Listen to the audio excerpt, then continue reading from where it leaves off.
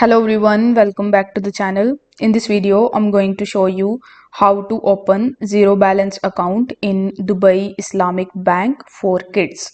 In order to do it, you need to simply open your web browser and you need to search for dib.ae. Then you will be landed on the official website of Dubai Islamic Bank. So here you need to click on the open an account option on the home page, and then it will give you a bunch of different options. So basically you need to choose an account. So among the given options, click on savings accounts. Then you will see further options. So you need to scroll down on this page, and here you will see Shatir savings account. So you need to just simply click on the apply now button right next to it, and as you can see that there is no minimum balance in for you to open this account, and there is no maintenance fee, so it is a zero balance account for kids.